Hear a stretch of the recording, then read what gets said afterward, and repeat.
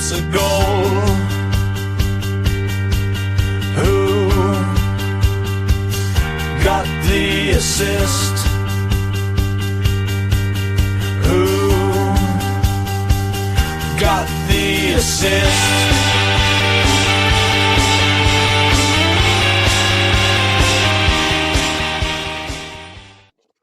Greetings, sisters. Here we are once more after what felt like a bit of a long break. As the FA Cup third round shocks, go on the Silkmen, and big clubs bullying the lesser ones. Calm down, Seagulls. They're already dead. Occurred in our absence, as well as the energy drink cup. It is Carabao, isn't it? That's right. It is currently Carabao. Yeah. Semi-finals going on in the background both tonight and tomorrow. So much. Stop the football, as Dave Mitchell once said. It's too much. But yet here we are, and here to preview the upcoming influx of new intrigue as chips and fixture swingers come onto the horizon, but in a couple of weeks. So we can take a deep breath as we are here in the eye of the storm. Joined as always by Sam. How are you, mate? Yeah, not too bad, thanks. I'll tell you what, and we've seen it in the comments in the live stream chat already. It's felt like a nice little break over the last week or so.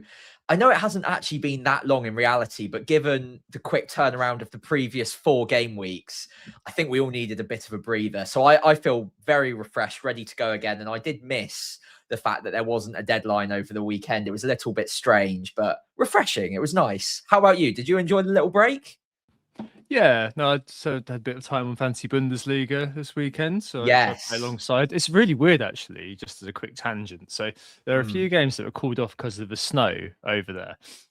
And their solution would cause riots in FPL, because what they do is they give the average score for those players. They don't have double game weeks. They just give the average score. So you had stuff like people having the backup goalkeeper for Werder Bremen, who's Karl Hein, the Arsenal legend, the second best Finnish Arsenal player ever, behind Carl Jenkinson, who played 2 games and got loads of saves. So basically it's the same as you shoving in a backup goalkeeper who'd got a penalty save in FPL with a guaranteed 15-pointer. Really weird stuff. But yeah, no, it was nice, and spent some time with my family. Remembered who they were, which is always quite nice after a very difficult Christmas period. And yeah, I am refreshed and ready to go. Yeah, looking forward to getting back into it, I guess. It did feel like kind of, it was really kind of congested, but yet we had a bit of a break. It seemed a bit odd, didn't it? Yeah, I mean, there's been loads of football going on, so there's been no break really for the teams or the players, but because it's not been Premier League football over the last, 2 sets of fixtures, obviously we've had the FA Cup third round, which is always great fun. We've got the Carabao Cup going on in the background now. It's still relevant football and it's interesting to us, but you can watch it just as a neutral or as a fan rather than a heavily invested FPL manager. So yeah, it's been quite nice and refreshing. Anyway, that's a very long-winded intro. As always, we are Who Got the Assist, and we are back today to run through everything you need ahead of Game Week 22, we hope. So starting off on the agenda, we'll have a quick look back at Game Week 21, the results, and generally how we did during that Christmas fixture crunch over those 4 game weeks. Then we'll take a look at the approaching FPL chip season and the calendar as it's currently falling, just updating everyone on where we think the doubles and blanks are going to be, and a couple of very quick top line chip strategies that you might want to start considering soon if you haven't done so already, of course. And then, of course, we'll pivot to our normal discussion on the fixture swings coming. I think Game Week 24 is looking pretty big for that. What to look out for there. And then talking about players in focus. Midfielders seem to be the hot topic this week, so we've got a lot of focus on them. And then, of course, on to form versus fixtures. 1 week punts makes a return, as always, alongside best captains. And finally, what we're looking at doing with our teams. If we can even remember what our teams look like at this point, Tom, because it's just been so long. Can barely remember. Maybe I don't want to. Tuesday, 13th of January. It is Newcastle Man City going on in the background right now. I think it's half-time in that game in the first leg of the Carabao Cup semi-final. 0-0 there, as far as I'm aware. And of course, we've got Arsenal-Chelsea tomorrow evening. So yeah, I would personally be holding transfers if you can, because 2 big teams that we're going to have quite a lot of FPL interest in are yet to play tomorrow. And you'd imagine they go fairly full strength as well. So yeah, I'd be probably trying to be patient if at all possible. Yes, definitely. God, it feels like a long time ago that we were having deadline off deadline off deadline. Ended with game week 21, that final midweek set of madness. How did you come out of it, Sam? And also, kind of generally, how was sort of that kind of 18 to 21 period for you? Yeah, so game week 21 in isolation was fine. It wasn't a big moving week, as many of the weeks recently haven't been for me. 58 points, so it was a smallish green arrow, I think of about 20k places. I was not looking forward to the game week at all. I didn't think my team was very well set up, so I will take that green arrow and run. Largely due to a Brentford player, but not the one that you might expect. It wasn't Thiago. I don't have him. If I did, I'd probably be much higher ranked after the last couple of game weeks. Instead, Kelleher is my saviour. Picked up his second pen save for me in just 6 game weeks. I don't think I've ever had a penalty save from a keeper before. So to have 2 in a few weeks is quite something. And he picked up the clean sheet and I think a save point and a bonus point as well. 13 points from him. Double Arsenal clean sheet in my back line, Gabriel and Timber. Hall picked up an assist in that great game between them and Leeds, 4-3. And I played back 5 actually for the first time, I think, ever in FPL. I went 5-4-1. Alderete and Anderson didn't really do anything. Neither picked up Defcon. In my midfield, very disappointing from my 3 big hitters, Cunha, Saka and Foden. Anderson was the one who actually delivered with an assist from him, and obviously picked up his Defcons as always, so 7 points, and then Haaland captain for 12. So I benched the Liverpool boys. They didn't do anything. Ekatike obviously didn't play, but I was planning on benching him regardless, and looking forward to owning them this week. My Christmas period, I think I went from about 300k to about 300k. So it's almost like nothing ever happened. A bit frustrating. I really wanted to make some, make some progress rather through the ranks. Hasn't happened. But I've got a couple of free transfers, and I feel like I've got a bit more of a plan going into the next few game weeks as well. So I'm optimistic. Interested to hear it later on. All right. Yeah, all good. I suppose it was one of those weeks where it was very, very close. Like you kind of just eked out a green. I had a very small red. I think it was kind of a 1k drop, something like that, to 83k. Basically, the red arrow swung on that big chance missed by Gabriel in the last minute of the last game. He was on 2 bonus before that, I think. Someone can if it wasn't quite that, but it was a very, very tiny margin. I mean, stuff like that, stuff like Chow getting a -1 after a comedically terrible first half. All of that didn't really help, but yeah, I'm not going to be too annoyed about that. 81k to 83k, 2 points below safety. I did Gabriel and Rice in for Hincapi. He went off on the 57th minute, which was quite pleasing. And Saka, who was again subbed off early. I'll talk about him later on.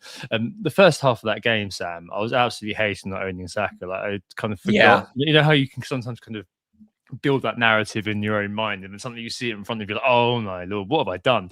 But after a while, it sort of evened out, and Liverpool did play really well. That was a really kind of astute defensive performance, I felt, especially in stopping Rice from galloping. I thought that was really key to how they did. Again, kind of Harry Wilson, that man Harry Wilson, who just can't stop at the moment, and Thiago with the main stars, not much else going on. And really, it was a week of minimal threats, minimal dice men. I think I had 2 and 2. And it's likely to continue next week to give a bit of an inkling into where I'm looking for my midfield move, which we'll discuss shortly. And yeah, overall, Christmas was for once an excellent few game weeks for me, turning into that survival mode that we discussed with Mark, FPL General. Kept my rank going in the right direction. I went from 130k to 83k in that time. But it's worth underlining that, as I said sort of a few times, that there's been a lot of luck. There always is in FPL. But certainly with my performance here, I mean, Bruno getting injured that week, I mean, that Thiago stayed rather than being sold for Ekatike. Like on that pod that week, I was saying, yeah, I'm going to sell Thiago for Ekatike. That's the way I'm going to do it, probably. Bruno was uninjured, and it was like, oh, okay, well, this is an obvious solution. So then Thiago stayed, and then he'd done nothing, but out of nowhere, we had the last couple of hauls. Buying Chow and getting that random goal off him a couple of weeks ago. I think I bought him after the brace, just because I was like, well, okay, yeah, sure, he's 4.9, why not? And then, did nothing for me for a few weeks, and hey, I spiked it. I suppose the core of my game has been simply nullifying threats and hoping to spike variance, which I have done. And you've done pretty much exactly the same thing, and it's just not worked out. Like it's incredible, really, how kind of these small, fine margins have created such a vacuum between us. But I can't imagine it's going to stay that way for too long. but yeah, I'm delighted with how I've done. Just need to keep chugging on as we hit quite an interesting part of the season. So, I mean, for sure. this is a game week 22 preview, but the reason kind of we, as Sam said earlier on, thinking of looking ahead so much and kind of neglecting the next couple, we're kind of labeling this the eye of the storm or the deep breath before the battle, as Gandalf would say, is that it's a weird little interlude period, isn't it, Sam? Like teams we've loaded up on have a okay couple of games, like City have United away, Burnley at home, but most of us have got 2 or 3, Arsenal, Forest and United, and there's precious little on offer over the next 2 other than Spurs' couple of games as West Ham and Burnley to really attack. And it kind of looks like these next 2 weeks coming are indeed I suppose a bit of a time to actually recuperate from the madness of Christmas, exit survival mode. Well, maybe not for me, but maybe for a lot of people, and start to lay down plans, as you've mentioned, for the business end to come. Yeah, exactly that. I think looking ahead a few game weeks, if we cast our minds back to game week 18, 19, 20, I had kind of mentally pictured game week 22 and 23 as roll weeks, just to try and bank those transfers for the upcoming swing in game week 24. And then again, I didn't know when, and I didn't know exactly which teams, but knowing that blanks and doubles are coming and chip season's coming, it's always nice to have a few free transfers banked. So yeah, game week 22 and 23 is kind of that tail end of the good fixtures for a number of our players. I've got Liverpool double in my team, Soboslai and Ekatike, still another 2 fixtures yet to go, certainly at least 1. I think Chelsea is a kind of starting their good run now, but I think we all can kind of agree that 24 is the better jumping on point. So we're in this FPL purgatory for the next couple of game weeks where you could move early. You can jump on some players. There are obviously some players out there with good fixtures. I mean, someone's got to play Wolves and Burnley every week, right? So there's always opportunity. But at the same time, the really strong swings seem to be slightly further down the line. And then, of course, we're starting to all work out and do the maths behind when the doubles and the blanks might be falling, which is coming pretty shortly. Should I roll straight into that, Tom, or do you want to talk more on the next couple of game weeks? No, I think that is kind of it for the next couple of games. We will definitely cover it in form versus fixture. Definitely cover it in the midfield, kind of route around. Martin in the chat's really spoken about already about what do we do with Cunha and things like that. That is definitely all coming. But for now, chip season is coming, and It feels like it's not. It feels like we're not ready for this, but it does feel like it's going to come sooner than we think. And well, very lucky to have you, Sam. I'm lucky that you've already done a lot of work on this. There's a good video, a long video on Sam's channel, FPL Pricey on YouTube. Do check that out, which discusses this in a lot of detail. But yeah, I suppose I'm going to sit back, have my beer, and you're going to talk me through and talk us and the listeners and the viewers through what the outlook is for the upcoming end of the season, the business end of the season. Yeah, sure. So I'll try and be as succinct as I can. But if I ramble on, do cut me off. That is absolutely fine. So next few game weeks is pretty simple. There'll be single game weeks. If you're watching on YouTube, you can follow the illustration. I'll try and map it out verbally for anyone without the visual aid. So game week 22 through to game week 25, basically single game weeks. We shouldn't have anything to worry about there. The only thing that I'd pay attention to is the Carabao Cup semi-final results. Of course, we've got one leg of it happening today and tomorrow before game week 22. The second leg will come between game week 24 and game week 25. So by the time we get to game week 25, we will know the finalists in the Carabao Cup. The Carabao Cup final itself is held on the weekend of game week 31. So a little ways off, but it will be a blank game week for the 2 teams who make the final and their opponents in that game week. Now, there's one fixture in particular that if a certain team goes through, that is Arsenal, it's more likely to be brought forward than the others. The reason being that Arsenal and their opponent in game week 31, Wolves, if that fixture has to be a blank in game week 31, it can fit into game week 26. Now, the reason that one can and not the other 3 is because Arsenal are sitting pretty at the top of the Champions League group right now. It's very unlikely that they're going to need a playoff to get through to the next round. In fact, it might already be physically impossible. I don't know. But either way, it's mathematically irrelevant. So they will have a free midweek. in game week 26. That means the fixture can be brought forward and they can double there. Of course, it can go to other places, but usually based on what we've seen in previous seasons, they try to bring it forward just to get it out of the way, because Arsenal are a team that could have other doubles later on in the season because they'll probably go deep in other competitions. And the organisers will assume that they can do that. So that fixture, Arsenal Wolves, could be brought forward to game week 26 if Arsenal progress to the final of the Carabao Cup. The other three, involving Man City, Newcastle, and Chelsea, well, all of those three, either their opponents, in Man City's case, Crystal Palace, or Chelsea or Newcastle themselves, will likely be in a playoff in European competition in game week 26, meaning those fixtures can't be brought forward. They would probably have to go backwards. So that's most likely to go to game week 33. So that would be the other double game week based on the Carabao Cup.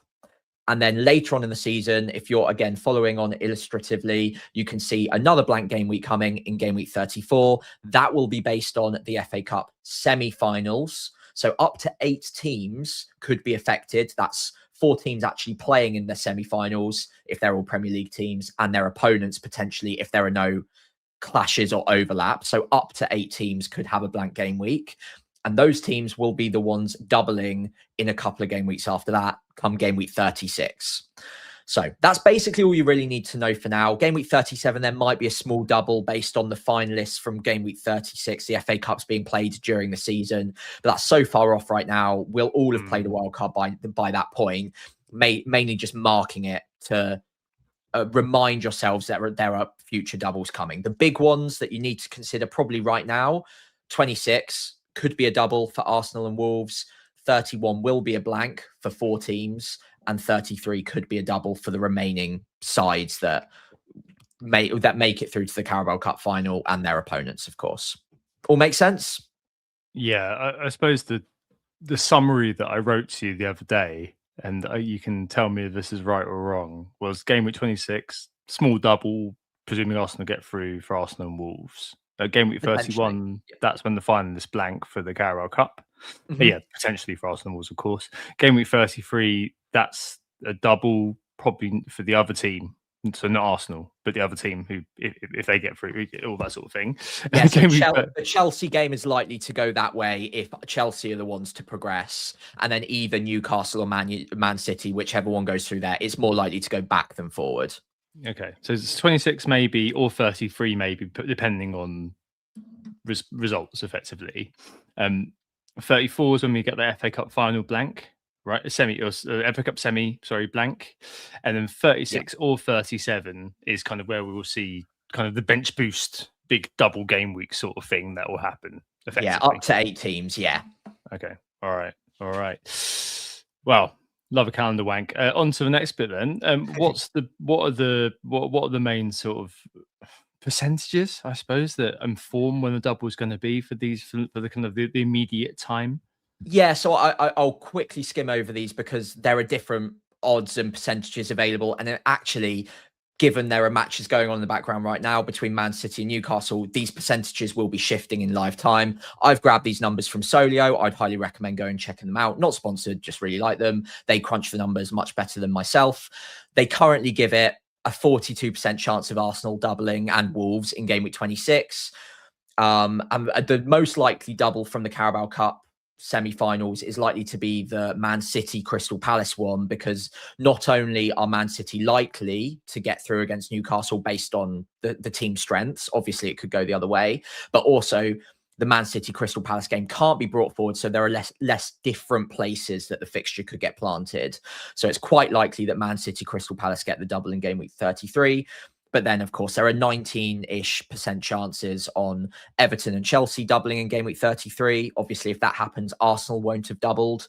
Same goes for Newcastle, Sunderland in game week 33. Again, that can only happen if Man City don't double. So you're not going to get all 4 of these. You're going to get 2 of them. And I can't guarantee you that they're going to go in these specific weeks. It's just the most likely places that they're going to go. Okay. I suppose it's one of those things that is still up in the air when it comes to it. But I suppose it's really important to think about that those 2 weeks are so contingent on the EFL Cup, the Carabao Cup sort of outcomes. When's the second leg again? I suppose the first Between leg 24, we might 25. Okay, so we'll know at the end of kind of going into game 25 effectively which one of those is likely to be a double. And I suppose it kind of is helpful that a lot of people, especially if the likelihood does seem to kind of back the Arsenal Man City as being the double. A lot of us will have double Arsenal anyway for 26, and the likes Matthias Mane, who will come up in this pod, it will probably be quite an accessible individual when it comes to Wolves for many teams. And then when we look at kind of 33, that I suppose may depend on other chips. So if City do get that Arsenal and then Crystal Palace double, and then Palace have got West Ham, Man City around, then I suppose a lot of that. But a lot of the time, I suppose people may have come 2 or 3 City already right now, which kind of is quite helpful. I don't know whether you'd be selling. You almost definitely wouldn't be selling Haaland, barring injury. Foden, iffy. He has seen a lot of sales recently, as we'll discuss later on. But getting in players to optimise for that one, I mean, that might be fun. But when you wildcard, and I suppose there's an early outlook that you've generated just for each of them, which is quite helpful. Just to bear in mind for now, just to have in mind there's potential ways in which we could route the way forward. Yeah, so I'll quickly summarize this because, again, I don't want to get too bogged down and bore you all. But the wild card's the big one, right? That's the one, maybe alongside free hit, where more planning is probably required. Bench boost to a certain extent, but wildcard's the big one. A lot of people are talking about using it right now. I would say there are 3 ideal windows potentially to use it. One would be pretty soon. So some people are using it now, but I would say game week 24 is a good fixture swing. That could be quite a nice time. You won't have perfect information on the doubles and blanks, but you'll have a little bit more, and you might be able to start painting a picture. We might get provisional announcements of where fixtures might go. We got that last season. So game week 24, you can attack some fixture swings. You might be able to start setting up for double game weeks as well. Game week 32 is going to be probably the most popular one, if I had to guess, giving you the opportunity of dead ending your team into game week 31, i.e. one of the blanks, wildcarding out of it to set up for the final few double game weeks. And obviously then free hitting would then be popular probably in blank game week 34 when it's the biggest blank of the season. Some people will use the free hit to attack a double game week. I think this season it's less likely that will be the case, because all of us have bench boost and triple captain left to play. So you're probably going to want to use them in the double game weeks more often than not, which gives limited opportunities for where you could use the free hit in a double, because there's only a limited amount of doubles. So free hit, I think it will be more popular to use in a blank. I would suggest that 34 would be the more popular week to use it, because it will be the bigger blank most likely, unless all the Premier League clubs go out of the FA Cup before the semi-final, of course. And yeah, the final opportunity to wildcard is that late wildcard after the game week 34 blank. So instead of dead ending into 31, you could dead end into 34 and then wildcard out of it and really attack the last few fixtures. But that's quite a short-term high upside one. And of course, not many of us have the stomach to wait that long on a wild card. Bench boost triple captain, I'm not going to bore you with it. Target the double game weeks and you probably won't go too far wrong there. Yeah. I think that bench boost, I suppose, is kind of depending very much on how many teams double and when. I think most people kind of be out to optimize for as many double fixtures as possible. The magical 15 out of 15 doubling, especially if you get to game week 30, double game week 36. That's when you're like, sod it. You know what? I'm just going to go all in. Yeah. No long-term picks anymore.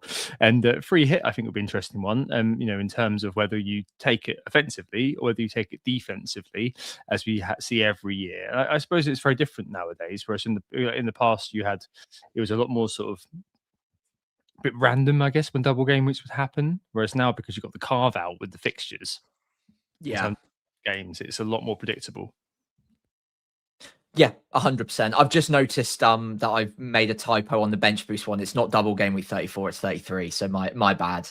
But yeah, I hopefully that summarizes it all for you. I would also say, and I've added a note for anyone who's able to watch this. Option one with all of these chips is always whenever your team is set up or needs it most. Like, I can only give general advice here on strategy. There's always that element of play it your own way, as James likes to say on Planet FPL. It's really important not to just do this because other people are telling you to and forgetting what your team looks like. I would never want to suggest that these are the only ways to be successful. It's just these will probably be the most popular ways. And given I don't know what your independent teams look like, this is probably the general advice I could give. Yeah, no, I feel that because there are a lot of people who have kind of gone now and gone recently. And Nobby was saying in the chat that he did it a couple of weeks ago and has been afflicted by 50-50itis a little bit. And those sorts of things are always going to happen. In my current situation, in terms of having an okay rank and having over the last few years, as I said a couple of weeks ago, maybe last week, I'm not too sure exactly when, having proverbially shat the bed a couple of times in the past seasons by trying to beat Maverick with my chips and stuff. I cannot overstate enough how much I'm going to underthink my chip use this year. I'm just going to, whenever you say, right, Tom, this is the week where it looks like most people are going to be wildcarding, most people are going to be playing chip X, chip Y, chip Z. That is the time I'm going to be playing them. I think this year I'll give it a go and playing it this way. But I suppose it kind of does it kind of move around a little bit. So if you are in more dire straits, perhaps, or kind of not happy with your team and things like that. Yeah. How does that work? I suppose it's a lot of it's obviously due to risk appetite. We don't really know what your teams look like, as you've correctly caveated. But things like kind of wild carding now, I think a lot of people are kind of doing it and thinking, right, we're may have some indication of what's going on. How does that all sort of fit together? I suppose the emphasis then moves towards making your team a rollable one for a little while. If you've rid yourself of your wild card, you want to have those 5 free transfers once we get there and are looking to principally towards bench boost. Yeah, so I think if you're struggling a little bit at the moment, the earlier wildcard opens itself up to you a little bit more. One, because you're probably not all that happy with your team. You want to make gains, you want to get points. And I think when you get to the doubles and blanks of the season every year, we underplay how important just the regular game weeks are. That these are still weeks where you can make massive progress. So, I mean, we've got 8 or 9 good game weeks. There might be a one double with triple Arsenal in there before we get to game week 31. But up until that point, there's plenty of time to make significant progress. If you think back to 8 game weeks ago, 9 game weeks ago, a lot of our ranks were very different. Not mine, because I've just been in purgatory forever, but everyone else's seems to have moved around quite a lot. So there's still plenty of points on offer. I would say if you're struggling right now, at least consider an earlier wild card. There will be at least one game week later on down the line where you might have to go on the defensive a little bit because you won't be able to shield yourself against at least one of the blanks.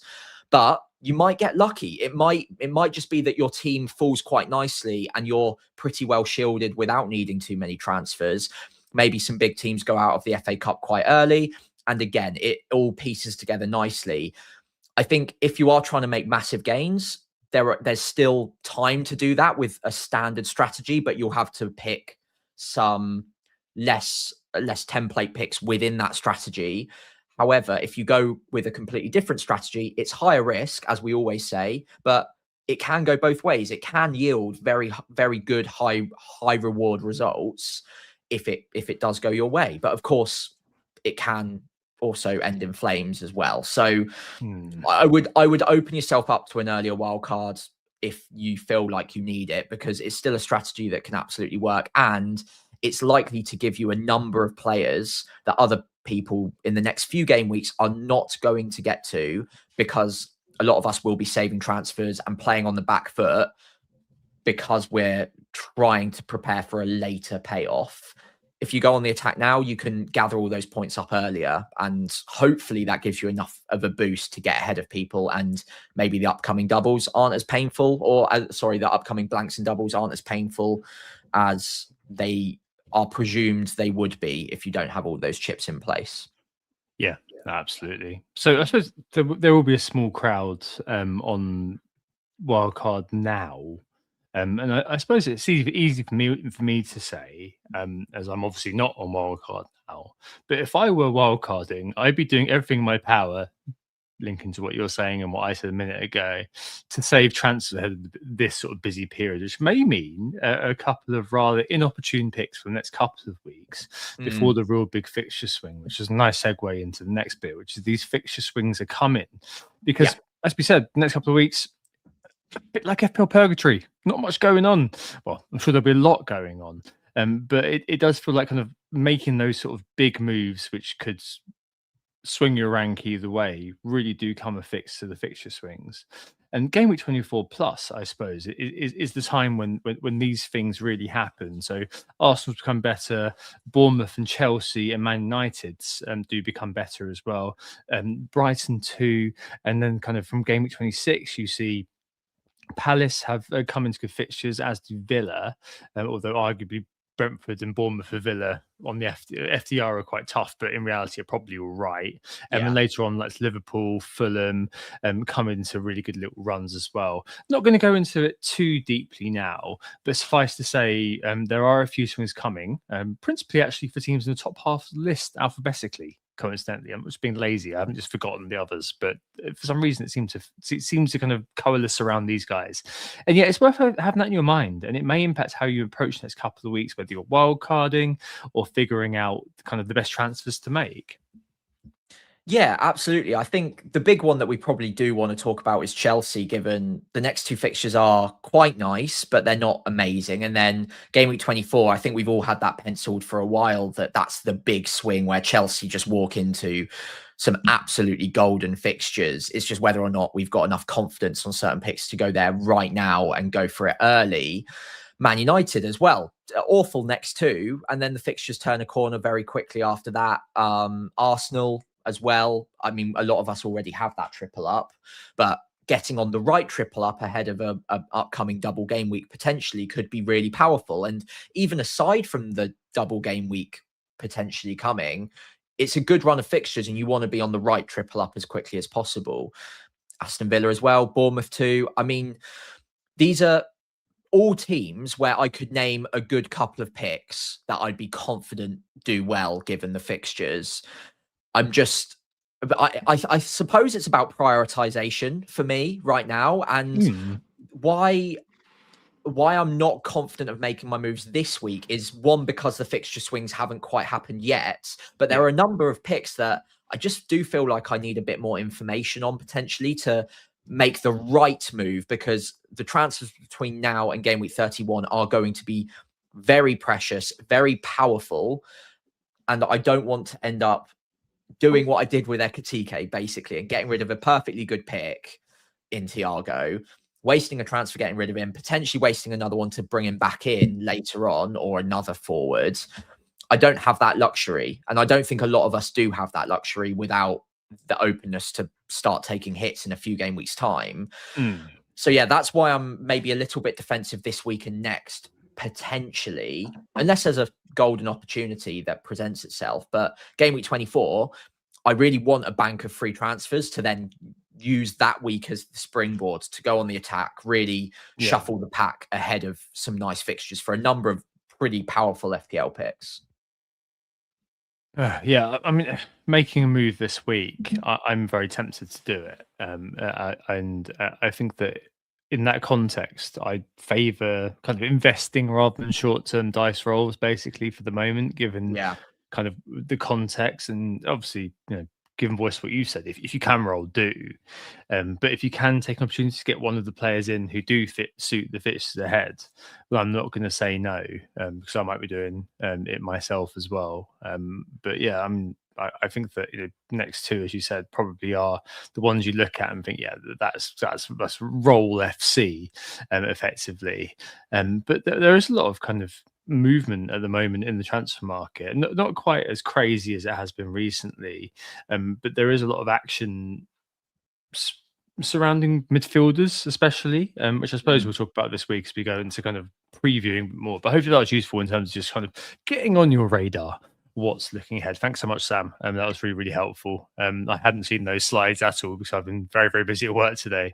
But that was really cool and really, really handy. And no doubt we'll run through that again when we get to we'll get some clarity when we get to game week 25, 26. Midfielders, lots of action in the transfer market. The runaway price changes seem to have slowed down a tiny bit, dare I say, just because a lot of people maybe use their transfers up. It was a bit of an indifferent sort of mare week the last time round, etc. There are kind of the cursory sort of moves in and out, which we will sort of discuss later. That's Gabriel still coming in, which we won't discuss because I think that one's academic. But players like Thiago being bought, Ekatike is actually the second most sold player. We'll talk about that as well later on.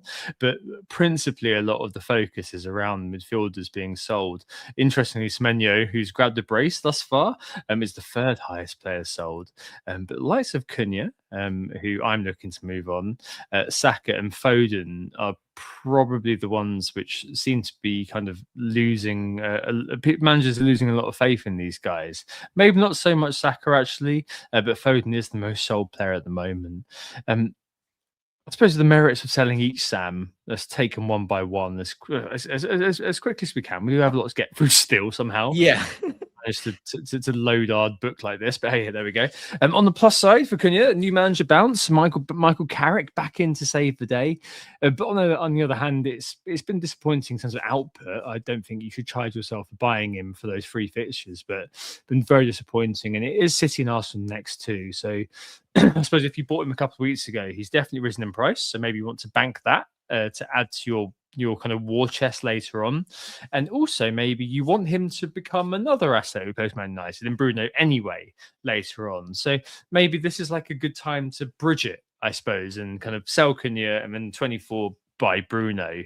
And so it's a nice way to kind of make that money for 24 or, free up routes to other things when that spring happens. So for me this week, I'm pretty set on selling Cunha.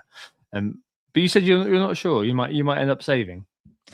Yeah, I might hold on to him. So put it this way: if I had the money in the bank to do it, I'd buy Bruno immediately. That's Fernandes, and just get that done. No question about it. Just because he's the one midfielder I am absolutely certain on. I will want him again very, very soon. Ideally, game week 24 onwards, the next two are not ideal. But for the sake of knowing for sure which player I want in that position, I would just get Bruno Fernandes. Given that I don't have the money in the bank, the decision becomes much more complicated. I can get to Bruno in a couple of game weeks. That's absolutely fine for other players. But is there an opportunity to look at someone else in the meantime in the Cunha position at a cheaper price that enables me to get to Bruno in a different position later on down the line? I think crucially for me, I don't want to take a 1 or a 2 week punt. I want the midfielder that I pick to replace Cunha to be one that I have probably all the way through to game week 31, in all honesty, if possible, because looking ahead, we quickly eyeballed a few of the fixture swings. I don't want to be wasting transfers. I want to be able to be really powerfully using all of those extra transfers over the next few weeks, get Crystal Palace in game week 26, 24, get on the Chelsea boys, etc., etc. I think with Cunha, I'm not loving him as a pick. I don't really want him in my team any longer, but Man City as a fixture, I don't think it's the worst. Obviously, new manager bounce at home at Old Trafford. Cunha should still be getting the minutes in that fixture, you would think. Maybe a new system gets a little bit more out of him. He's lost penalties, but he's got a more creative player behind him in Bruno Fernandes again. It's not ideal, but I am wondering if, for the sake of more information and for me figuring out exactly which player I want to replace him with, I don't mind using game week 22 as that research pack for me to try and figure out which player is the right one.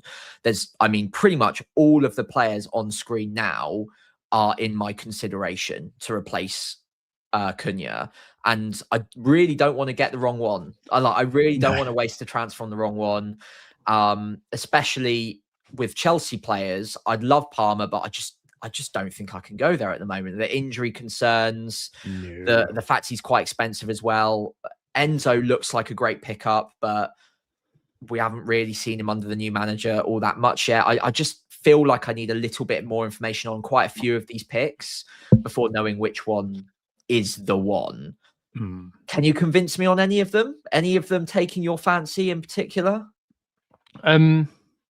So I suppose this time last week I was very kind of bullish on Palmer. Just simply because I can. Like I can do Cunha straight to Palmer.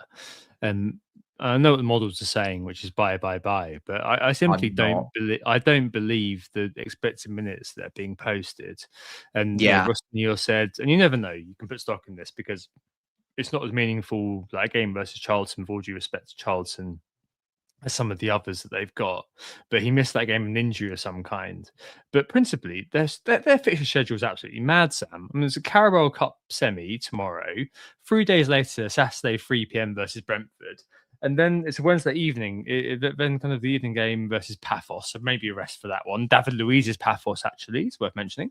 And then Palace on the Sunday. And then Napoli away that midweek. West Ham 3 days later. Arsenal return game 4 days after that.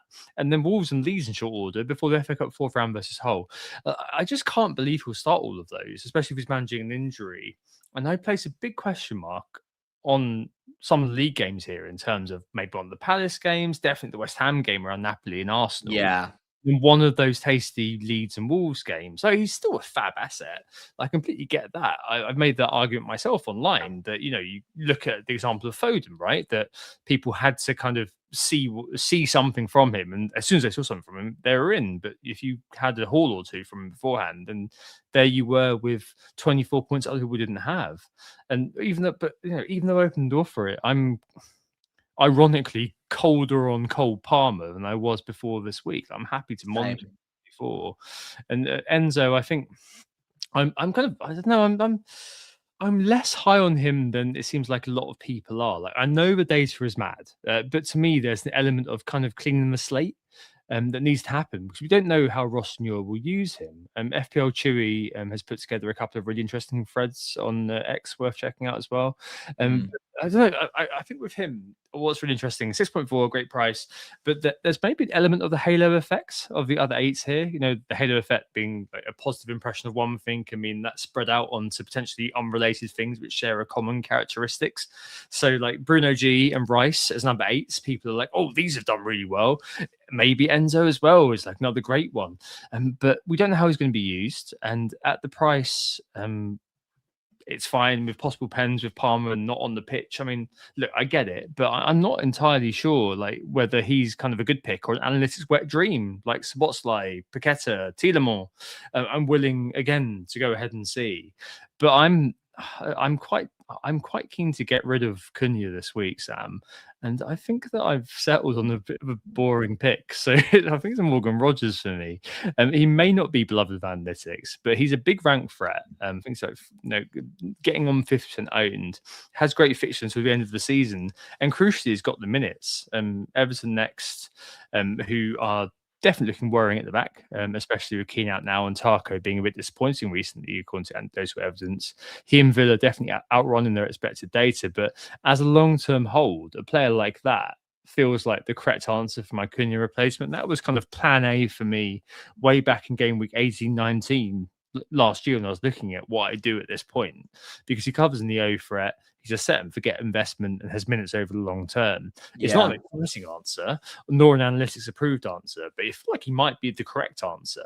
But there are lots of options here. I mean, Semenyo tonight is putting his hand up for those who don't have Triple City or are moving on Foden. I think there may be some people, Sam, who are looking to sell Foden and buy Semenyo after tonight. There's Wolves in 2 weeks, though. For City, admittedly, they've done a lot better after Edwards, maybe playing with the freedom of knowing their fate, and also Wolves' defense is distinctly mid-table, which is kind of a bit of a surprise. But I mean, there's a lot of action going on. But for me, I want rid of Cunha. I think I'm not buying this new manager bounce at the moment. I kind of just feel like I kind of feel like maybe making a longer term investment, as I said earlier on, we're talking about fixture swings, in someone like Morgan Rogers is where I'm going to go, given my rank, and trying to kind of shed my challenger mode, which I'm normally into because I'm normally kind of playing catch up right now. Whereas this year I am still playing catch up, but it's actually kind of quite a decent position to be in, you know? Yeah, I mean, Rodgers is also in my consideration as well. He's just a great player, and I think sometimes it is understated how much of a difference that makes in FPL. Like if you've got a really quite special player in a team, it makes a big difference. And Morgan Rogers is that guy for Aston Villa at the moment. Data aside, on the eye, he's absolutely phenomenal, and he's always popping up in those shooting positions. Every time Villa score a goal, you know that it's either got Watkins or Rodgers' name attached to it in some shape or form. And I think that goes quite a long way. The data admittedly isn't great. It's probably the worst out of all of, well, it's certainly the worst out of all of the mid-tier that we've got here, and quite a few of the lower budget tier. But he does get the minutes, and he's in a great team, and he's got decent goal share in that great team. So yeah, look, I can't fault it. I think for me, a lot of my reluctance to go for him or someone else at that exact price point, so 7 or above, it does kind of prevent me the option of getting to Cole Palmer in a couple of weeks as easily, or certainly Bruno and Palmer, which is what I've always kind of been banking on. Like I always kind of wanted both. Well, actually, to be honest, I wanted Saka, Bruno, and Palmer all in my team at the same time, which is currently still talking. It's still very much possible for me. But if I make the Rodgers move, I'm locked out of at least one of them without taking hits to do so. And I'm not really willing to take hits, I don't think. But given everything we've just said about Cole Palmer, I am wondering if I even need to worry about that as a factor. Like I like him, like you said. I'm not against him as a player whatsoever. When he's on the pitch, he's great, and I'm not too bothered about his actual output this season so much. It's just how much is he going to play during the really nice fixture run, or would I prefer Enzo Fernandez, who's much cheaper, and it means that I can have Morgan Rogers, I can have Bruno Fernandes, and I can maybe even keep Ekatike if I wanted to. So a lot of it hangs on how strongly I weight my future transfer for Palmer. If I don't, then Rogers is available, even Bruno G, Semenyo, they're all options for me. I kind of am inclined to agree with you that Rodgers just seems like quite a sensible pick for a very, very long time. Like I can't see him ever being a bad pick. That's the thing. No. I don't know. Real head versus heart on Rodgers for me, because I love the player. I'm just worried that maybe I'm missing an opportunity elsewhere if I lock out that position with him for the foreseeable. I know what you mean. It's because it's basically like no room at the inn, effectively. Yeah. Because I'm in the 3-4-3, it's slightly different for me because I've got that extra midfield slot to kind of eventually fill out. I just wanted to kind of pick up on the Saka thing for the moment, because there are some people looking to get rid of Saka. There was a lot of kind of frustration that was being voiced on social media, predominantly Blue Sky, so I don't really look at X at all. But I'm sure it was the same on X, except with more. Anyway, but yeah, I think that I'm kind of it's with the Saka sale. It's worth mentioning the mad underlying data, isn't it? I mean, 7th overall for non-pen XGI, and non-pen XGI per 90 of 0.6. But I mean, it's just not so far this season. It's just not come. And you can understand, I suppose, why covetous glances are being made at Declan Rice for the best part of 3 million cheaper, especially kind of as you started referencing there are other parts of the jigsaw in Bruno and even Palmer that eventually need to be financed somehow. And Rice, because I had the opportunity last week, which is kind of rare, because there have been a lot of moments where I've been looking at kind of Rice or Saka and all this sort of thing. Last week, because I was making a tilt transfer, I've kind of done it, and it's maybe I'm sure in a few weeks' time I'm going to be kind of cursing myself. I But at the don't think you moment, will. I'm in that I don't think situation where I'm so. kind of maybe if I'm in that situation, I'm kind of quite glad that I did it. It's just like, you know, something triggering you, just making a horrific breakup that you had to do, you know. But obviously, you know, I've done this move, and I'm now a Rice owner. I'm kind of all right with that. But as a current owner, Sam, how do you feel about that? If you know, a Bruno, Palmer, Rice, Foden, and another, or be it Rodgers or someone else midfield, is kind of a better thing rather than rather than having Saka in there. The value equation between the two feels a bit. I don't know. It feels a bit off to me. Yeah, I mean, look, you've made the transfer, so we know, I guess, which side of the fence you lie on. I'm very on the fence at the moment. I feel like I am in a slightly toxic relationship with him at the moment, where I know, like, we all know what he's capable of. Like, it's not just me sitting with him and thinking, oh, he's going to surely come good any day now. A lot of us are doing so. The data is still great. He's still getting the opportunities. He's still putting up all of the underlying numbers. And in fairness, he still picked up 11 attacking returns this season. It's not nothing. He's still ticking along pretty nicely. The problem is the game has somewhat changed this season. And if DEFCONs weren't a thing, I don't think there'd be as much of a conversation about Rice. He's obviously got that open play threat. He's got a bit of set piece threat, but I think Saka would edge it without the DEFCON as a factor. But the game has changed because of the DEFCON. And actually, just anecdotally watching football matches now, it's less weighted towards the open play threat all of a sudden. And it does feel like set pieces are much more important, and exploiting those sort of singular chances. And Rice is very good in those moments. Yeah, I mean, if I had unlimited transfers, if I was wildcarding, I'd be picking Rice over Saka now. I think I've kind of made my mind up on that. It's just whether or not, it's just whether or not it's worth a transfer, or can I sneak an extra haul out of Saka? Because I think if they were exactly the same price, I would imagine that Saka, over a 5-game week stretch, could beat Rice quite comfortably if you just rolled the dice a fair few times. Like that, there's a good chance that Saka over the next few game weeks can beat Rice, especially with a double game week coming. But given the minutes are being managed somewhat, and given that we know Rice is also capable of those hauls now, and the floor is higher, at a cheaper price, I do question why I'm not just making the move at any given game week. But it just never feels like, I almost need to get drunk and just do it, I think, and just get it done. Like, to tilt myself into doing it, and then, okay, I've ripped it off, it's done. Yeah. I don't need to worry about it anymore. But I can never logically think of a really strong, powerful reason to do it immediately. It's always like, yeah, maybe in a few game weeks' time, if I've got a few free transfers, or if I need that money elsewhere. But I'm not that tempted with Palmer at the moment, so I don't really need the money elsewhere. So it's like, well, I could just hold on to Saka and hope that him becoming more differential could be powerful for me. But I think Rice is, I honestly, I think Rice is probably the better pick now. I really kind of do. And especially with the double game week coming potentially, if one of those two players is starting both matches and getting 90 in both, it's Rice, not Saka. And that worries me, because part of the reason I'm holding on to Saka is because I think maybe he's the future captain in game week 26, maybe even a triple captain. But if he's getting 30 in one and 90 in the other, or 260s or something, I'd prefer Rice, because he'll get 90 in both and probably end up with 20 points across the two. I don't know. That's the end of my monologue. Sorry. It will be Gabriel triple captain anyway. I think it will be Gabriel captain. That's my problem. That's why I'm thinking maybe Saka needs to be moved on, because if I'm not going to captain him even in the double game week, what's the point?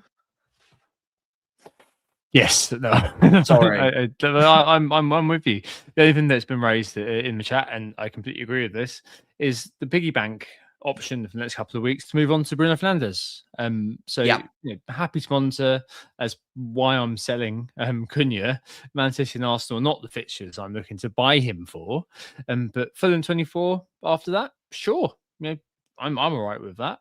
And then, Carrick's at the wheel, guys, it'll all be fine. But from playing Man City and Arsenal in short order, guess what that means? The rest of the season is pretty clear. And also, that means that the fact they've got no other cup competitions, what they're going to do? They're going to focus on the league. Then you're looking in 24. He is my 100% top priority in game Yeah. 24 to buy in Bruno Fernandes, because he's just going to Lock be it there in for the rest of now. the year.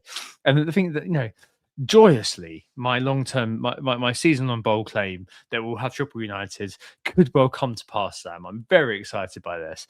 But yeah, I think that there are some who are saying, yeah, I'm just gonna get Bruno in now. If you're on wildcard now, sure. I mean, I think I'd almost definitely put that in and set up for kind of the later period. Just have him in, more than likely to get returns somehow against both of those teams. But in terms of kind of buying in as a transfer, I'm happy to have that kind of settle down when it comes to United for the moment. But yeah, I mean, Saka could be a great piggy bank to get you there. In a couple of weeks, just leave it for a little bit. By that time, you have more free transfers. If you're kind of embarking on your rolling plan, then you could do, Saka to Rice and then move things around a little bit. Might be that Foden's useless then, or it may be He's already useless. I know. It might be that Semenyo has established himself. I've seen a couple of people online saying, "Yeah, I'm doing Foden to Semenyo. I've seen enough." It's worth noting on Foden that he's got the Wolves in 2 weeks, and Phil, we're still kind of 12th overall with the underlying non-pen data. I mean, the data has been producing according to the match logs has slowed down a bit, it's worth saying, especially the last game, 0 XG, 0.2 XA. But beforehand, he was scoring braces from XGs of 0.4. So let's not get too carried away just yet. I'm happy to see what happens over the next couple of weeks with Foden. But, if you've got nothing better to do, I can kind of see, but that's kind of if you've got a lot of free transfers in the bank sort of thing. Yeah, I suppose we've got to talk about Bruno Guimaraes, haven't we? I mean, when will it end, Sam? never. There's so much jam in there, especially with him taking the pen last time around. Used the pen takers being subbed off. Just a machine at home. I feel it's like 8 in 10 of his points scored at St James's. But it feels like I've just got to grin and bear it. But fair play to those. I remember, I remember a friend of the pod, Adam, who came up from Bristol for the last London meet, saying, he just shits points, especially at home. Fair play if you've got there, and you've had an absolute blinder and loved having him. He's great. He is a great footballer.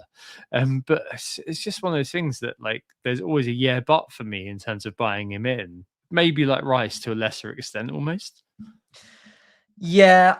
I struggle to get on board with the idea that he's like Declan Rice in the sense that a lot of people presume that he's quite good on DEFCON. He's not.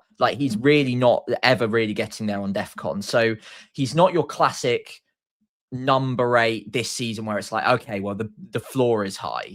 That's the thing that maybe puts me off of him slightly, is that he has been getting all of the points. And honestly, I do not want to come across as embittered or jealous of all of the points. Well, I am very jealous of all the points, but I don't want to lessen his appeal and say that anyone who's gone there is incorrect, because that's not the case whatsoever. There's plenty of appeal there. But if I'm trying to project future points, I'm looking at the different ways he scores them. Well, the ways he's scored them recently have been direct corner that's gone in, penalty goal after both of the penalty takers have gone off the pitch. And can that happen again? Sure, because he stays on the pitch and the other two don't, but it's unlikely. And then didn't he lob the keeper as well? And there was a jammy assist in there too. It's not that he can't score in those ways. It's that they're not easily repeatable in their own way. He will find other ways of scoring points, I'm sure. But given the underlying numbers, I would assume that, again, we've got plenty of seasons of data on him from previous years, and his role's not really changed. I looked at the heat maps, I've looked at the shots per 90, I've looked at shots in the box per 90. There's very slight upticks, but nothing considerable, nothing meaningful enough that I'm this player has changed role meaningfully. And therefore, I think it's more likely than not that he goes back to just drip feeding points here and there, rather than these regular explosive returns that he's been getting recently. I do think it's a purple patch. Is he a good pick still? Yeah, sure. He's okay, but I don't think he's as great as the last few weeks might suggest. Yeah. I hope you're right. Yeah, me Basically, too, because he's punishing me every week. I'm just more and more wrong. Just do one, Bruno, honestly. Right, okay. And in the cheap seats, there are a lot of people looking at kind of keeping it up for some reason or another. And Harry Wilson, again, a player outrunning his data, 11 returns from 6.3 underlying. I suppose he's a technically gifted player, which may explain it. But yeah, nonetheless, he has been amazing for me. Got me returns in several tough games as well. Joint fifth overperforming player for goals scored versus XG with Thiago at the moment, Sam. So 2 horses of the apocalypse for you there. But yes, still sub 6 million. Worth considering, or boat still missed? I don't know. Like, he's still made a difference for me this week. Fulham's upcoming fixtures, Bar City in 26 are really not bad. Yeah, I tell you what, I kind of underestimated what Fulham's fixtures look like up until game week 31. And of course, they will play game week 31. I think that week's against Burnley as well. I'm coming round to it a little bit more. And I know I might be late to the party on this one, but if I am looking at a Cunha replacement this week, if there was one player, maybe one or two that I'm strongly considering, he would be in there, just because the data doesn't reflect that he can continue at this rate, but it's still all right for the price. It's around 0.4 XGI per 90. That's pretty good. And yeah, he is a bit of a baller, a bit like Morgan Rogers earlier. Like, yeah, I wouldn't be shocked if he kept running hot for a little while longer. And the fixtures are good. I don't know if we've got them on a previous slide. Did we have Fulham on there? Yeah, we do actually. So running through, it's Man United, Everton, Man City's not great, but Sunderland, Spurs, West Ham, Forest, Burnley. I could play him in most of those weeks, and it does help me afford other things. So yeah, I mean, I just feel like I am a little bit late to the party on this one, but I do expect him to keep ticking along. I think for the price, especially, he's very good value for money. It's just whether or not I have him ahead of a 5.5 million penalty taker from another mid-table side. That's all. Yeah, no, I feel you. So 5.5 mid-table side pen taker is obviously Tavernier. A lot of interest now. Min should be nailed, set piece should be nailed, pen should be nailed, given Semenyo's departure and Clive missing for injury. I do like Tavernier, and obviously he's going to be much loved in the analytics world. But there's an alternative narrative to consider here, Sam. Without Semenyo and without Clivert, are Bournemouth actually worse? I mean, logically, yes. Yes, they are. So for that price, 5.5, if everything goes through a player like Semenyo, who isn't like Tavernier, can we say this is worth jumping on now? Or is it maybe a wait and see what happens in their transfer window and everything like that? I mean, 5.5, it kind of goes the way, can't it? Yeah, I mean, to be fair, the price really does tell me that it's going to be a good value pick, like regardless of whether Bournemouth gets significantly worse or not. And I think we do generally, not me and you, or not necessarily any specific person listening to this pod, but generally as a footballing community, we tend to overemphasize the difference that like one player being out might make to a team. Now, Semenyo being gone will impact them. Cliver probably the same, but they're coached well. They've got good attackers in there, and they probably will dip into the market this month as well. I know they were sniffing around one or two loan picks. And Nwaneri might even be an option. I don't know whether that's still bubbling along underneath the surface, but they're probably going to dip into the market. I think I could say that they will be somewhat weakened, but they'll still score the odd goal. Like, it's not like they're just going to completely fall off and never score again. So Tavernier playing in an advanced position, getting 90 minutes. He's on set pieces. He's on penalties. I think at 5.5, what's not to like, to be perfectly honest? It's just whether or not he's the best player at that price point. Is Harry Wilson and his form outweighing the fact that Tavernier, actually the data's fairly similar, but now he probably has penalties. Does that slightly nudge him ahead of someone who's already been getting the points? Or would you just go with the form pick and say, you know what, we can wait on Tavernier until we get a bit more information? I'm on the fence on that one. It could go either way. Yeah, I mean you've got the swing in 24. I mean Yeah. some very quick maths I've just done. If you add Tavernier, sorry, not Tavernier, if you add to Cliver and Semenyo's XG and take that from Bournemouth's as a proportion of Bournemouth's XG this year, you're looking at 28% of their XG missing because those two Yeah, but players they'll have left. cover that.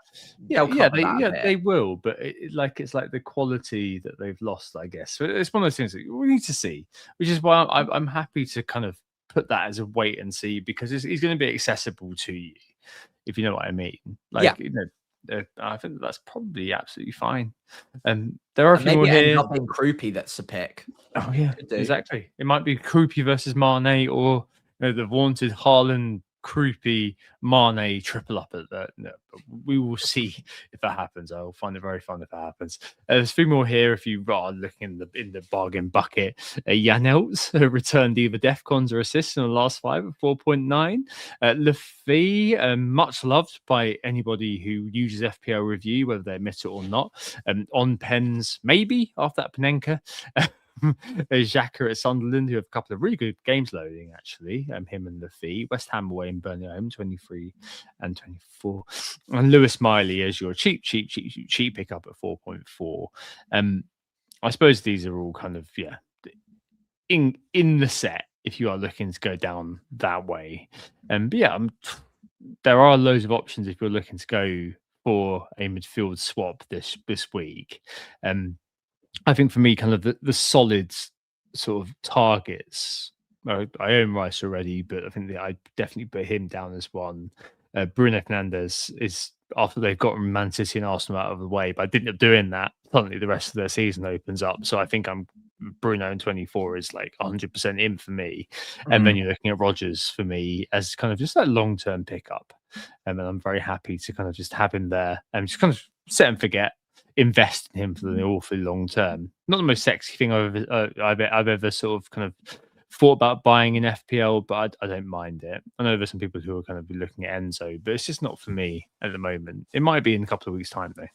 Yeah, I'm with you on Enzo. I think I want to see a bit more. I just want to see how they set up and whether or not his minutes do look secure, because we've talked about Palmer's minutes being maybe managed during that period.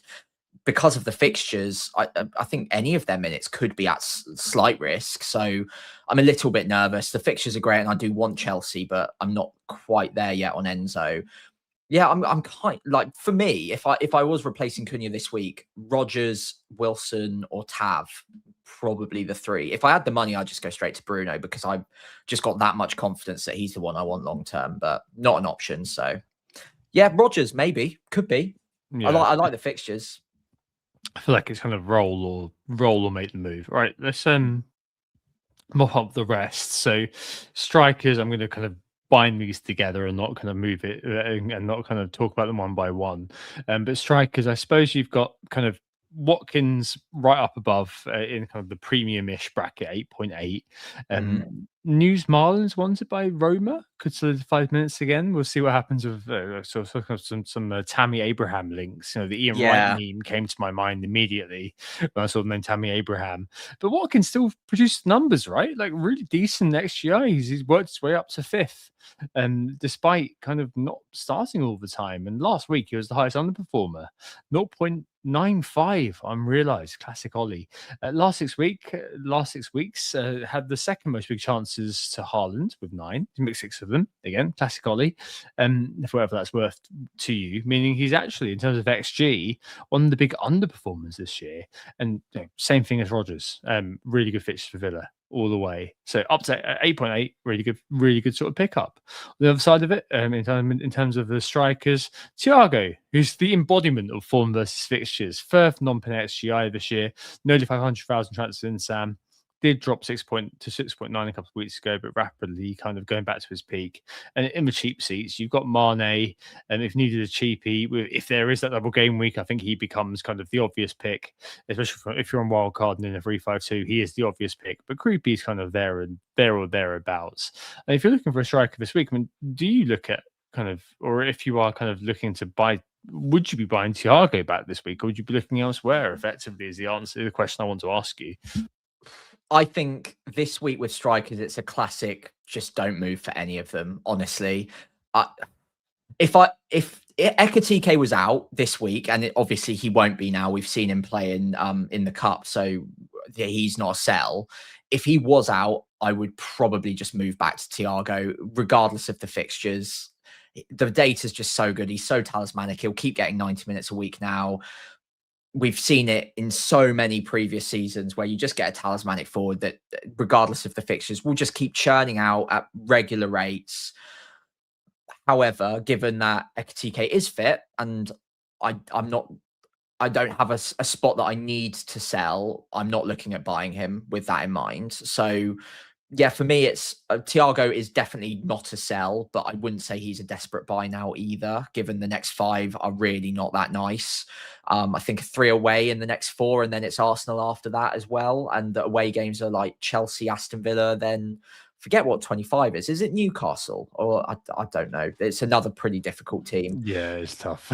So it's not a great run. And I, like, as a Kelleher owner, I'm a little bit worried about the run for Brentford, but they'll score a few goals during that time. So I think Thiago is likely to still tick along. And again, the price is relevant here. Not 7.1 million is very good value for any striker on penalties getting that sort of data and good minutes, regardless of the fixtures. So don't sell him. Probably don't buy him unless you have an injured striker and you just desperately need a different one right now. I probably wouldn't be rushing to Watkins given the price and the fact that the only way you're probably getting to Watkins is if you sell Ekatike anyway, and you're not selling Ekatike now. So yeah, I probably just wouldn't be moving for a striker in or out this week, to be honest. No, I agree with you. Because the range is quite small. I suppose that maybe some people with Bowen are a bit sort of peeved at what's going on. If you're on Calvert-Lewin, for example, like I know a friend of the pod Dan is, then fine, keep him there. Yeah, keep him. He's going to keep doing stuff. Bowen, I mean, it is the dots Tottenham will see West Ham now this weekend. Maybe penalties as well, because Paqueta is apparently refusing to play, potentially off to Brazil. We shall see. Maybe. But Jed Bowen is not good at penalties, though, similar to Watkins. So that's a double-edged sword, that one. But yeah, I think, as you said, I think it's kind of a time to hold some Mateta and stuff, and maybe you'll see João Pedro or Delap come on to the after a bit of information by Game 24 again, come on to the consideration set. But maybe Shesko. Maybe Shesko as well. Yeah. So it all kind of I think it all kind of just neatly kind of lends itself. Just hold on and kind of just bear it through for the time being. In defence, there's a few who may kind of pique your interest. So Chalobah, number 1 defence pickup for me in 24 if I was going there. Maybe Sanchez number 2, but well publicised that Rossignol plays with a really advanced goalkeeper. But so it kind of remains to be seen whether he or Jorgensen is preferred potentially. But the Spaniards had a really good season. And Chalobah himself, decent goal threat. He's scored the joint most goals amongst defenders with 3. Not that many kind of actual attempts worth noting, and on 18 DEFCON points, so level with Van Dijk. And over at Spurs, Van de Ven 4.5 could be a decent rotation option. And Romero, short-term punt maybe. Scored 5 goals a couple of years ago. And there's Collins, probably Senesi is the one to look at for the slightly longer term when the fixtures kind of move. But any of these are kind of all right, aren't they? Or you got kind of Mukiele, Adarete, and the cheap seats. Yeah, I don't mind the Sunderland cheapies as an option. I'd also have a cursory glance at Crystal Palace. They're now obviously a little bit more freed up in the schedule now that they're out of the FA Cup as well. I think they've got some better spacings until they get back into Europa Conference League action, and their fixtures round the corner. I think game week 26 is when they become really good. I think it's Wolves and Burnley back to back at home. So, I mean, look, if we get good news on Munoz, he's going to become very interesting very soon. Outside of that, Lacroix, Richards is back in the squad. Gahey, keep an eye on. Don't know if we're going to get any movement during January. It looks unlikely, but it could happen. Yeah. But yeah, Palace boys, I'd just have an eye on. I've certainly got an eye on them over the next few weeks. as much as the next 2 fixtures for Spurs are nice, I just don't know if I could personally. I'd be going to Chelsea first, I think. But even then, because like you said, new system, we don't know who the favourite's going to be. Chalobah seems likely, but again, given the best fixtures are yet to come in game week 24 onwards, again, I'll probably just wait and find out. Yeah. Yeah, Palace wise, I mean, Richard's down to 4.4 now. And if he comes in and starts starting again, like he's like the perfect sort of Joe Anderson sort of bench pick, which is fine. I mean, I don't mind that at all. And finally, goalkeepers in general. For the crowd who are wildcarding, I suppose Roofs is the highest scoring goalkeeper at the moment, up to 4.9 from his start price of 4.5 and 95 points. Palace Sunderland do have a couple of kind of decent fixtures coming up. If you are choosing a wildcard goalkeeper, Sam, it may be something. I'm a Raya owner, so maybe I might want to kind of for 26 without wildcarding look at kind of optimizing for Arsenal, which may mean that I need to take Raya out and buy Saka eventually. So maybe this will become a live issue for me going forward. But you've got Kelleher and things like this. It's just so meh in the goalkeeper space, isn't it? Like you're just hoping that maybe a Sanchez or something would come to mind if you're wildcarding basically here.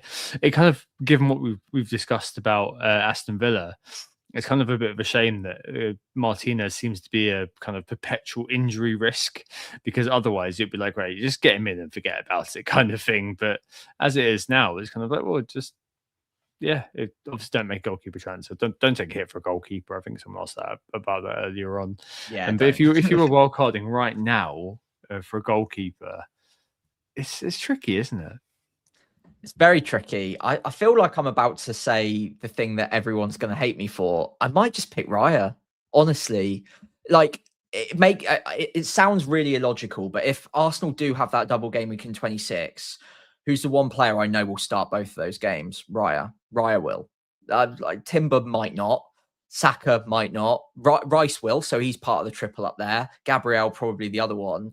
But Raya's the other completely safe way to make sure that you're getting that double game week if they get one, of course. And look, it's not fun, but there will be rotation in the Arsenal lineup throughout the rest of the season. I don't like it. I prefer to chase the upside personally, but if you're wildcarding right now and I'm looking around for other keepers, I don't know. I can't see any. I like Kelleher at the moment, but the fixtures are about to turn. Roofs, you've already mentioned. Yeah, Raya's just a lot of money and he's boring as hell. So don't take that advice, but he will get the minutes and he will be getting the double game week at some point, you would think. Raya's had saves in 3 out of 21 games this year. This is absolutely like he's basically at the modern day Edison, where you've kind of have Except zero. he actually keeps clean sheets. Let's not underplay that and how important that is. Yeah, of course. But I think Edison did have moments, did have times when he was actually worth the money. Done the rumor? No, I don't know. It's tricky. I think that Roofs and Dubravka probably. I just don't know. I mean, just figure out some sort of rotation for you. Just don't get tempted to do Jose Sarr and Dubravka ever. Just save yourself the misery of doing something like that. Even go for Bruggen and Dubravka ahead of that. But just feels like goalkeepers is kind of like an afterthought. Missed days of David De Gea, that's for sure. Right, 1 week punt update this week then, Sam, to move us on to the end of the pod. Last week I went for Grealish. You got me a -1, whereas Tiger got you a 4. That is brutal. I know. I was out of sight a while ago, but seemed to have given you an opportunity. Yeah, what is it? 23 points back. So yeah, I'm a couple of pulls away.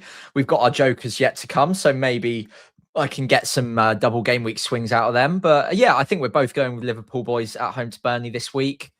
I'm going Ekitike. It's about time he paid off for me. So he's in my team. He's back in the squad, back in the lineup. Hopefully he can finally repay that faith I've placed in him. I need a minimum of a double hat trick to pay off the move that I made. It's not happening. Come on, Hugo, you've got this, surely. Hold that thought for the captaincy. But yeah, Yeah. it verts for me. Hope my man Flo can put a stop to the recent rot. Onto that captaincy. Haaland, Ekatike, and if we've thrown Palmer in, but I think it's a 1 versus 1. But I know a lot of people don't have Hugo anymore. I know people have actually sold Hugo this week, and which kind of puts you straight into the Haaland world, which is absolutely fine. I mean, good record against United, etc., and so on and so on. But I am really tempted by Hugo the palindrome this week, Sam. Obviously, a bit of hopium. Looked good when he came on versus Barnsley, but it was Barnsley. But do you know what Barnsley and his upcoming opposition have this weekend share? B and Lee. Yeah, 5 letters, and they both probably shouldn't be in the Premier League. Liverpool should get a chance against Burnley, and Ekatike has been very good at being the one taking those shots over the last 6 matches played for forwards. I know Ekatike's missed a couple of games, so matches played, and he's had a similar number of chances of shots in the box to Haaland, and clocks him with a really similar XG. So I'm happy to kind of give that a go. I think at the moment, and we'll see how I feel when it comes to Saturday. But obviously, not captaining Haaland is a worry. Maybe it's that kind of Thanos balance meme, where if I'm buying Rodgers to cover a rank threat and playing defensively, then simultaneously opening myself up to another one, it feels like everything's in balance as it should be. I don't know. It feels like a risk worth taking with so many teams in the 3-5-2 who have bought Thiago recently and maybe sold Ekatike to kind of do that and won't want to flip that now, meaning that his ownership is going to be particularly low. I wonder whether we might see the analytics guys actually go that way later on this week. Now he's back fit and the underlying sort of assumptions are corrected as well. But yeah, I really like it. I really like it actually this week. I've got that. I've got a bit of a feel for it, which is unusual because normally I'm kind of quite safe with the captaincy. But this week there's something about it where I'm kind of more than okay to do it.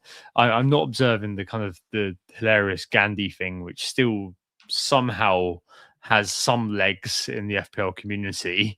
It's the first game this week, the Manchester derby. But yeah, I feel like I'm bust at the moment on Ekatike, and I'm kind of all right on it.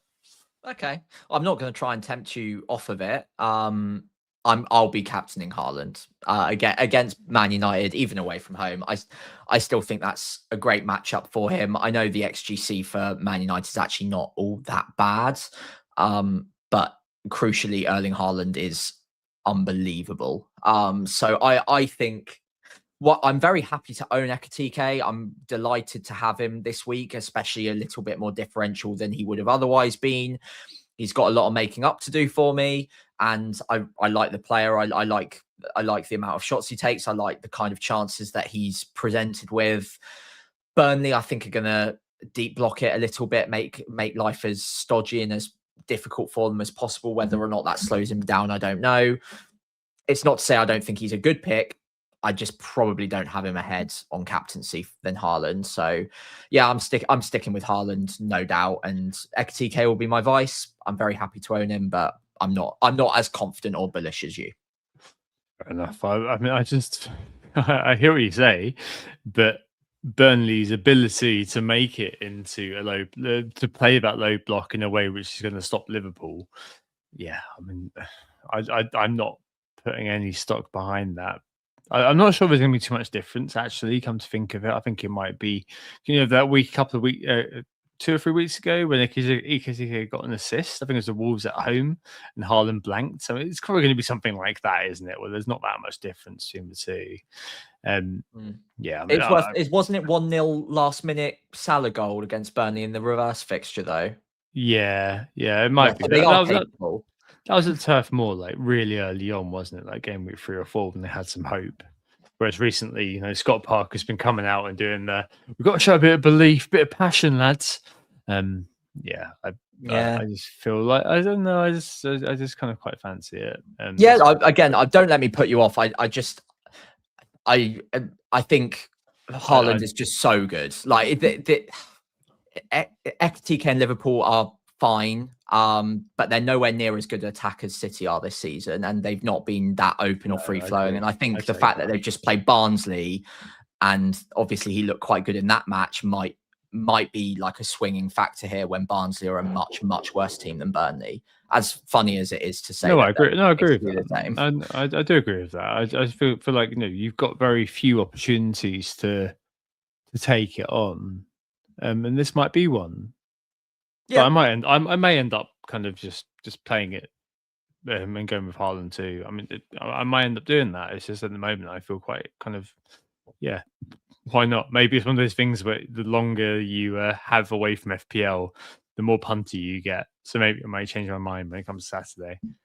Yeah. Again, don't let me put you off of it. I'm just trying to weigh up both sides of it, and because I'm captaining Haaland, I'm naturally inclined to stress test your thinking as well, because I'm on the other side of the fence. But yeah, don't let me stop you by any means, or anyone else listening as well. It's perfectly viable to go with Ekatike this week. Shall we move on to teams? Yeah. Okay. Let's see.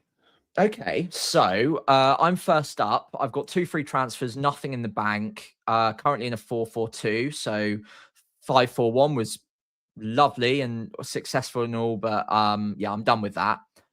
So yeah, 4-4-2, Chelsea away for Kelleher in goal. Not expecting anything special there. Defensively, I've got the double Arsenal, Timber and Gabriel. Hall away at Wolves. There's pretty decent spacing between tonight and their game against Wolves, so I think he'll be okay for that. Alderete currently starting at home to Crystal Palace ahead of Anderson away at Leeds. I think that's probably the way I'm going to play it. I've realised the screenshots cut off my bench players. I'll run through them in a minute. 4 in the midfield, same again. So Szoboszlai, Foden, Saka, Cunha. Cunha's obviously the one that I would be looking at moving on if I'd made any transfers. And then Haaland, Ekatike up front, armband on Haaland. On my bench, I've got both Andersons and GU and Dubravka. So Anderson away at Leeds for Fulham might arguably get into my starting 11. But I'm pretty happy with Sunderland at home for Alderete. I'm sorry, Crystal Palace at home for Alderete. Yeah. So do I want to make a transfer, get rid of Cunha, or do I wait a week? I quite like the power of rolling, honestly. So I'm tempted to just hold on to Cunha. I don't hate the matchup that much that I'm desperate to sell him. If there was a pick that I was massively confident on, I would happily do the move, but I'm still trying to figure out which player that might be. Like, which player am I absolutely sure that I want between now and game week 31? Rodgers, I'm pretty close on. Wilson, I'm pretty close on. Tavernier, I'm getting there on as well.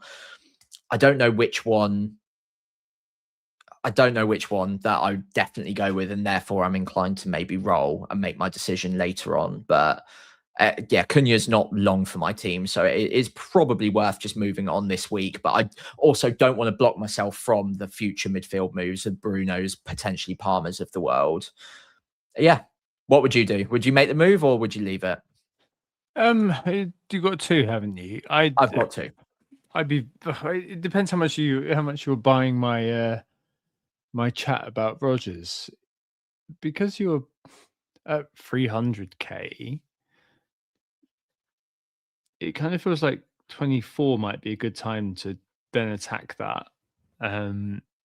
So for you, I'd be kind of thinking it might be worth taking that on. Then kind of, I mean, City are actually I've just checked, the second best for SUC. The market is suggesting 1.4 goals on average for Cunha. Yeah, I saw that. I saw United, though. Yeah, so yeah. Not for, if it was for Cunha, for Cunha, I'm keeping him. Oh yeah, I'm keeping him for that. But yeah, I'm captaining him at 1.4 expected goals. I know what you mean, but something about there's definitely kind of there's the markets. They always look at the past results as well, which is something that's worth bearing in mind in terms of the market odds. Yeah, I mean, I think it's a perfectly serviceable team. I think that's absolutely fine to roll. Too early for Palmer. It's too early. I wouldn't be buying like a Tavernier at the moment or something like that. It depends how much you kind of buy into my chat about Rodgers. Like from a game perspective, I don't know what the risk was for you or the threat was for you the week just gone. About 50%. Yeah. And we know he's got good long-term fixtures. That's the reason I'm looking at him. But also, as you said, you've only got 2 strikers at the moment. I've got 3, so maybe that kind of changes the paradigm a little bit.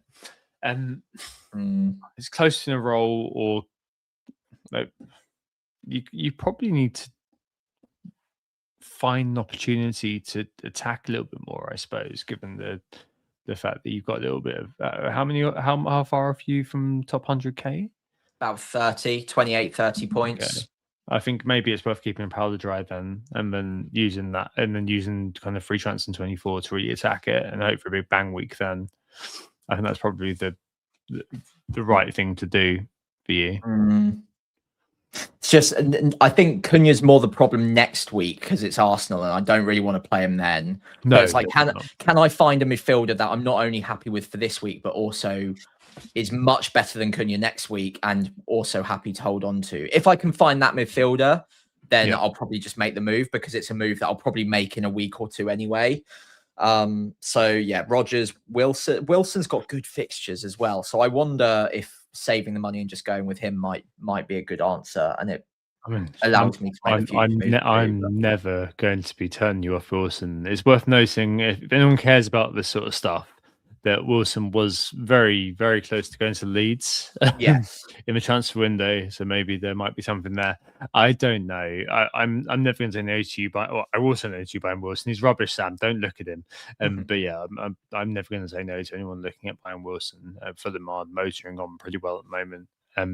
So maybe, with the extra transfer over me, it might be worth kind of saying, right, okay, I'm just going to free up that cash, and then later on I can make other moves elsewhere. Yeah, potentially. Well, yeah, I'm not gonna figure it out right now, I don't think. But yeah, Rodgers and Wilson are probably my 2 favorites right now. I'm not quite there yet on Enzo. I just don't want to lock myself out of Palmer in a couple of game weeks if he ends up being the option. But I'm kind of almost there on thinking he's not going to be, and therefore Rodgers is fine for me. I don't need to worry about that extra money that I could save. So yeah. Anyway, on to your team. How are you setting up, Tom? Yeah, not too bad. So 3-4-3, Raya in goal, Chow against Wolves. We'll see how that one goes. Gabriel, and currently Tarkovsky's on the pitch, but that may change because Cunha is currently on the pitch, and that may change as well. If I bought Rodgers for Cunha, then Tarko would go on the bench and O'Reilly would come on the pitch. I think he got started in the 61st, 62nd minute. Yeah, same as Foden. Yeah, so I think that probably is the time when he goes. Wilson, Foden and Rice out front. Katike currently got the armband on, but we'll see how that one goes. And then Haaland and Thiago. I think a lot of it is basically going to come down to what I do this week. I mean, I don't mind the role. I don't mind it at all, because I could play Tarkovsky. I know Tom Hadley on FPL Twitter was saying that, against Villa, centre backs tend to do pretty well in terms of the def cot. Yeah, I can buy that a lot, but I do really like Cunha to Rodgers and just kind of continuing this survival mode a little bit. I'm not interested in playing Anderson at Leeds. Leeds are a very good team, especially at home. I don't think that's worth looking at. So I think that Anderson is kind of squarely a player that I'm fine to just leave on my bench. I'm happy that he's on my bench, but he's not kind of a player that I'm considering actively playing anytime soon. I think with the move I'll make this week, I think it will be Cunha to Rodgers or I roll. Those are the 2. And ideally, kind of, I'll do it. I think Rodgers is likely to move tonight in terms of the price. I'm not going to be buying that, because I will wait for the EFL Cup. Yeah. But when Cunha is likely to drop, think that'll be when I confirm it, and then at that point Tarko gets benched. O'Reilly, I think, plays, and then I think that's kind of the way I'll do it. I will see, but I'm very likely to just kind of continue this sort of survival mode thing and do Cunha to Rodgers. I think that kind of feels quite a sensible sort of move in terms of the game state, if not an analytics move. Captain wise is the kind of the main question, I think, for me this week. Whether I captain Ekatike or Palindrome and go for it, or whether I go for just kind of full on downside protection and go for Haaland captaincy. And I do like the Ekitike captaincy this week. I really do like it. Something in me is tickled by it. I will see when my nerve holds. Yeah, I think you should do it. I like just hearing your like the way you're thinking about it. I think you should follow through with that. I would also say that given your, and like obviously we talk offline as well, the kind of things that you're saying about Rodgers, I would probably do that as well if I were you. How many free transfers have you got? Just the one. So by game week 24, so Bruno Fernandes is obviously in your thinking. Are you also looking at any particular Chelsea players for 24? No, maybe. I think that's kind of a bit one of those where I'm kind of like, I'm not sure at the moment. I think that actually more than anything else, I'd probably be interested in buying Chalobah. Yeah. Looking at your team structure, I was like, who are you even selling to get to a Chelsea midfielder at that point? Potts, right. How much money would you have in the bank? Well, if I do Rodgers, assuming he's going to rise, I'll have 3 million in the bank. Okay, when we get to 24, I'd be looking potentially at Enzo. Might be even, it might be Enzo. It might be that I can probably get from Potts to Bruno at that point, and then kind of move on defenders out like a Taco or Chow to Rain Dildo at Sunderland or something like that. But I've got a hell of a lot of money. So there's nothing to really worry about at that point. It might be that Chelsea kind of waits for a little bit, but I do it the next week as in 25. But I think that's probably all right. It's not great to be sat there kind of going hand to mouth, but I knew I'd be in the situation from doing those 5 free transfers all that time ago. And as we're kind of shaping up to kind of hit wildcard around kind of game week 30 or 31, probably, I think it's probably okay. I'm not too worried about the general makeup of my team. I mean, I've got a lot of the players that I want to have as it stands. If shit really does hit the fan, then Ekitike can go. But I think there is definitely a world where Ekitike does just stick around for a long time, and he does turn out to be the talisman for Liverpool. So then I've got kind of Thiago, Haaland, and Ekitike, and I've got 4 midfield slots rather than 5. And a lot of people do seem to have. So that will be kind of the attack status I'm in. I don't know. But yeah. We'll see. I've still got 20. 24 is very much kind of like a 2-week time me's problem, as it were. But covering downtime with Rodgers this week again frees up even more money, so it gets me to 3 million in the bank, and then I've got lots of flexibility around when we get this game in 24. Yeah, I was only asking mainly just to make sure that I wasn't advising you to go a certain way and then you being blocked in 24 from something you were desperate to do. But it sounds like you've got the plans in place, especially for Bruno, which seems like the big one in game week 24 for you. So yeah, I think you're all clear to make that move. And I mean, just I'm pretty close to Rodgers as well now, given everything you've said today. So I'll see if I join you on that one. We'll see. Anything else that we need to round off? No, that's it. Think so. So as always, thank you all so much for listening today. Hopefully you've enjoyed the pod. We have been Who Got the Assist. You can find us on Blue Sky at Who Got the Assist, all written out one word. FPL Pricey for me on there. On X, it's WGTA_FPL. FPL Pricey for me on there. And on YouTube, it's Who Got the Assist, all written out. And FPL Pricey for me as well. And if you did enjoy the pod, we'd really appreciate it if you could give us a follow on those social channels, but also give the pod a 5-star rating wherever you're listening to it. And of course, if you're watching along on YouTube, leave a like, hit subscribe, and we'll be forever grateful. Thank you all so much. Yep. Thanks, everybody. Thanks, Sam. And thanks for being with us. We'll be back next Tuesday as usual. So yeah, hope you look ahead. See the upcoming chip season swings and figure out your midfield pick. And we'll see you next Tuesday. Oh, it's a goal. Who got the assist?